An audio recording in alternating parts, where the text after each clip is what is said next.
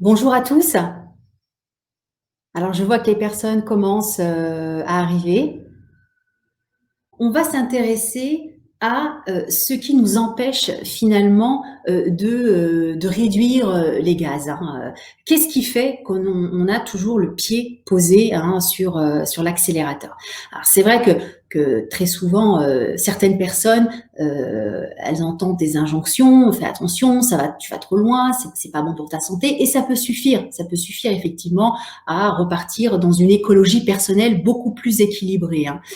Mais par contre, pour d'autres personnes, bah, ralentir, c'est plutôt un exploit, c'est plutôt en fait un défi, hein. Donc, quand on regarde un petit peu à la lumière des neurosciences cognitives et comportementales qui ont fait des progrès fulgurants, hein, ces dernières années, et moi je les utilise beaucoup dans le monde de l'entreprise pour comprendre comment notre cerveau fonctionne, comment est-ce qu'on prend nos décisions, quels sont nos moteurs aussi de motivation. Et ça nous permet vraiment de prendre du recul parce que quand on comprend comment son cerveau finalement fonctionne, eh bien, c'est aussi un peu le meilleur moyen, si vous voulez, d'agir sur lui. Parce que notre cerveau nous joue bien souvent des tours, hein. Dans la vie, on a l'impression qu'on prend des décisions rationnelles, mais pas du tout. Dans la vie, on est très très souvent en mode pilotage automatique.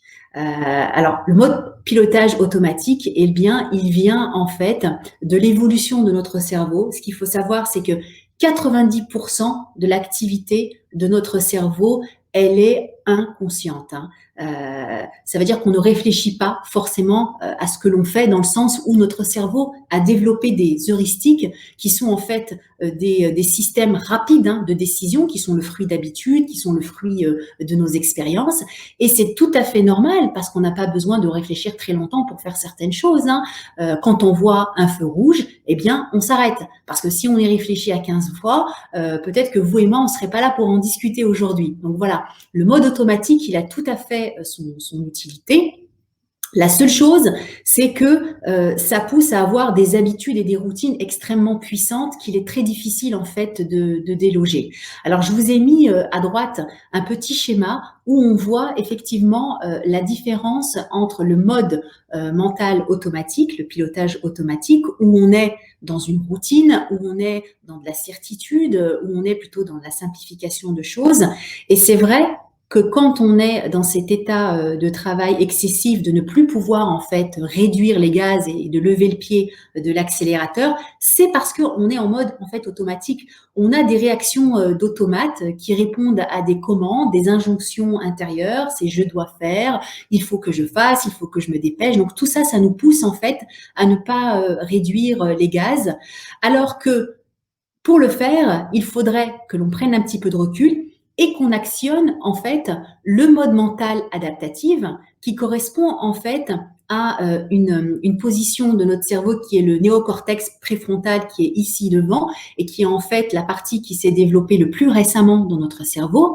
C'est ce qu'on appelle entre guillemets l'intelligence adaptative qui elle va être plutôt dans la nuance, dans la relativité, et c'est cette bascule, hein, dans le mode adaptatif qui va nous permettre finalement de pouvoir prendre du recul sur notre situation et nous poser les bonnes questions en nous disant mais est-ce que ça fait sens ce que je fais?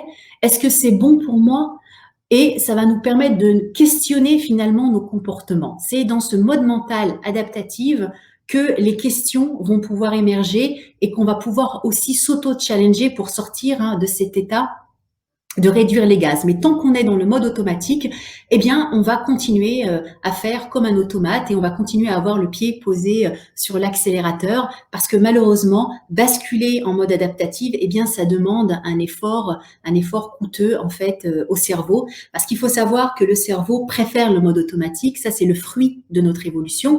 Le cerveau pèse à peu près 2% de notre masse corporelle. Mais à l'inverse, de par sa fonction centrale, il consomme 25% de notre énergie.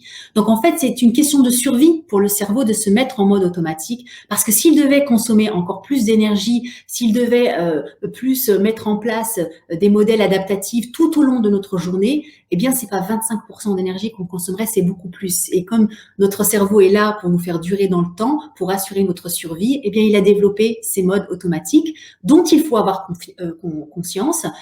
qui sont extrêmement nécessaires dans notre vie de tous les jours, mais il faut aussi avoir la capacité de basculer en mode adaptatif pour pouvoir justement faire face à ce type de situation. Et donc ça se travaille, hein, le mode adaptatif, ça se muscle. La neuropédagogie aide beaucoup pour avancer sur ces sujets-là. Il n'y a pas de baguette magique, hein, il n'y a pas de recette miracle, il n'y a pas de pilule à absorber pour passer en mode adaptatif. C'est simplement des schémas que l'on va mettre en place de manière répétitive pour muscler en fait cette façon que l'on a de travailler.